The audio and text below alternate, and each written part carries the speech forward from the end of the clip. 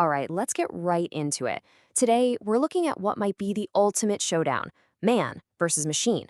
We're talking about a massive, high-stakes competition that puts some of the world's most elite athletes against the most advanced robots ever created.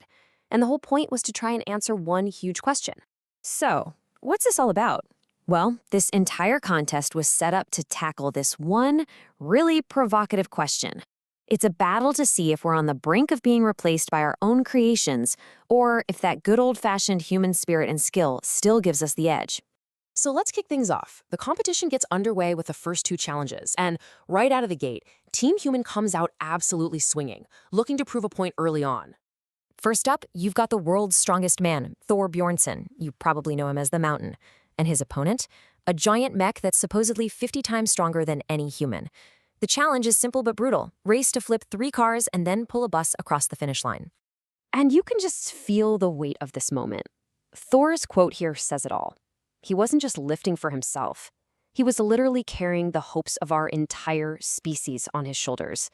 No pressure, right?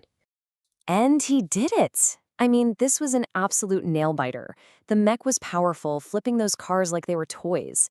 It all came down to that final bus pull.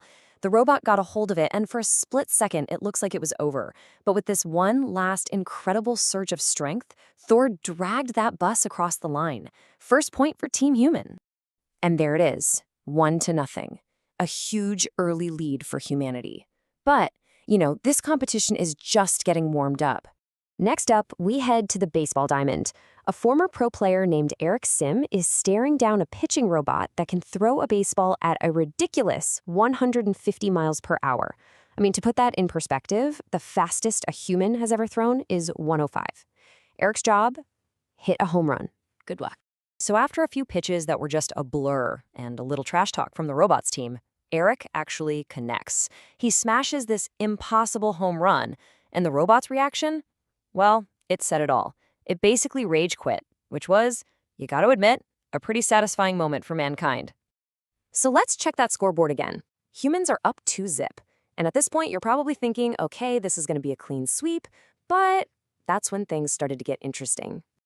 Yeah, right when humanity started to feel a little too comfortable, the machines decided it was their turn. And their comeback began with a test of pure, cold, calculated accuracy. So in this challenge, a pro football kicker had to hit a target before a robot could.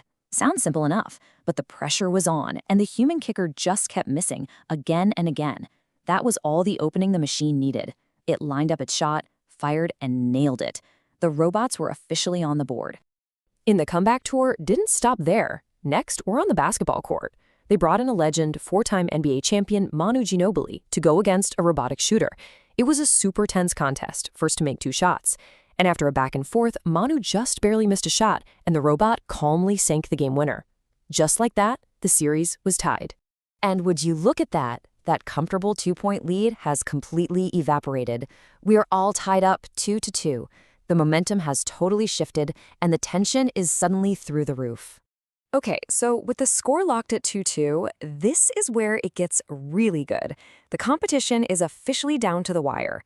Next on the docket is a battle of raw speed and precision, where every single millisecond is going to count.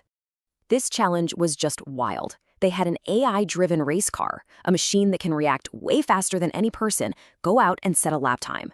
And it was blazing fast, 2 minutes and 1 second.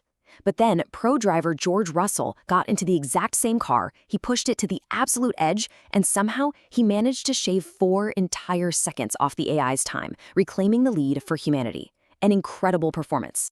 So now all the pressure swings right back onto the robots for the 6th challenge, golf. And the robot they brought out for this one, Robo-T, had a bit of a personality. It was a talking, trash-talking machine that was not holding back.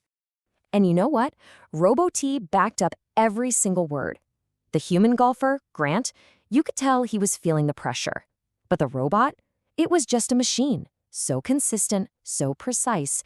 It took the point, and just like that, we are tied again. 3-3. It all comes down to one final winner-take-all showdown. So, this is it. After 6 challenges, nothing has been decided. With the score at 3-3, the fate of this whole thing hangs on one last race, the purest test you can get of man versus machine. And the stakes here are just massive. They've got the world's fastest man, Noah Lyles, racing against not one, not two, but 3 different robots in a 50-meter dash. And here's the real kicker. If he loses to even one of them, the robots win the entire series. It is truly all or nothing. So Noah has to run a gauntlet.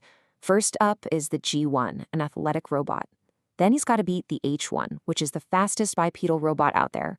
And for the grand finale, he has to outrun the Black Panther, the fastest robot on the planet, full stop. Now, Noah, being the world's fastest man, looked pretty cool and collected. He absolutely dusted the first 2 robots, the G1 and H1, without even breaking a sweat. But that was just the warm-up. Now it's time for the main event, the fastest man alive against a machine built to run like the fastest animal on land. And that final race was just electric.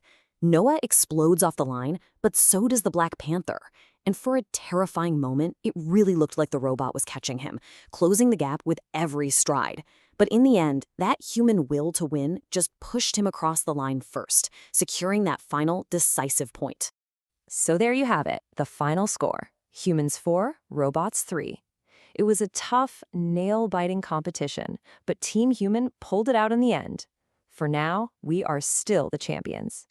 So what this all proved is that even though machines are getting stronger, faster, and scarily more accurate every single day, they haven't quite surpassed us. That human element, that grit, adaptability, the will to win under pressure, that still gives us the edge. But that last part, at least not yet, kind of leaves you with a chilling thought, doesn't it? How long will that edge last?